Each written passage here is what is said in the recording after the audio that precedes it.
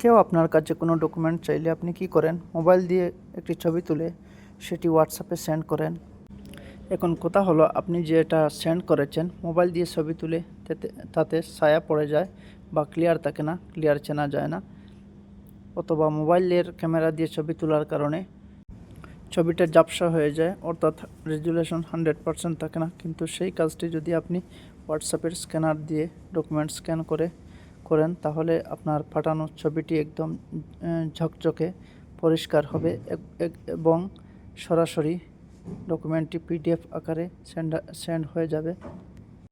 এই কাজটি 99% মানুষ জানে না, তাই এখনই শিখে রাখুন। এই জন্য আপনার মোবাইলে থাকা হোয়াটসঅ্যাপটি ওপেন করে যাকে ডকুমেন্ট পাঠাতে চাচ্ছেন তার হোয়াটসঅ্যাপ অ্যাকাউন্টে ক্লিক করুন। করার পর নিচে দেখতে পাচ্ছেন অ্যাটাচ আইকন রয়েছে, অ্যাটাচ আইকনে ক্লিক করুন। অ্যাটাচ আইকনে ক্লিক করার পর দেখতে পাচ্ছেন অপশনগুলো এসেছে। এখানে উপরে কর্নারে রয়েছে ডকুমেন্ট, এখানে ক্লিক করুন। তারপর দেখতে পাচ্ছেন 3টি অপশন এসেছে। এর মধ্যে 3 নম্বর অপশন স্ক্যান ডকুমেন্ট, এখানে ক্লিক করুন। ক্লিক করার পর আপনার মোবাইলে থাকা ক্যামেরা অন হয়ে যাবে। তো সেই ক্যামেরা দিয়ে একটি ক্যাপচার নেবেন। দেখতে পাচ্ছেন আমি ক্যাপচারটি নিয়েছি। কিভাবে ক্লিয়ার হয়েছে, পরিষ্কার হয়েছে দেখতে পাচ্ছেন।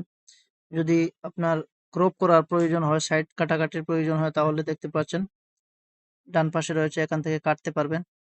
না হলে নেক্সটে ক্লিক করে যাকে পাঠাতে চাচ্ছেন ডকুমেন্টটি তার নিচে দেখুন এরো চিহ্ন রয়েছে, এখানে ক্লিক করে পাঠিয়ে দেবেন। তাহলে ডকুমেন্টটি ওর কাছে চলে যাবে, পিডিএফ আকারে চলে যাবে, একদম ঝাপসা কিছু নেই, পরিষ্কার হিসাবে পিডিএফ আকারে চলে যাবে। তো আশা করি ভিডিওটি বুঝতে পেরেছেন। এইভাবে আমরা ডকুমেন্ট হোয়াটসঅ্যাপের মাধ্যমে যদি স্ক্যান করে পাঠিয়ে দেই, সেন্ড করি, তাহলে আমাদের সুবিধা হয়। এই কাজটি অনেক মানুষের জানা নেই, আশা করি বুঝতে পেরেছেন এই ভিডিওর মাধ্যমে। তো ভিডিওটি শেয়ার করে দেবেন বন্ধু বান্ধবের কাছে, ওরাও এই ভিডিওটি দেখে বিষয়টি বুঝতে পারবে।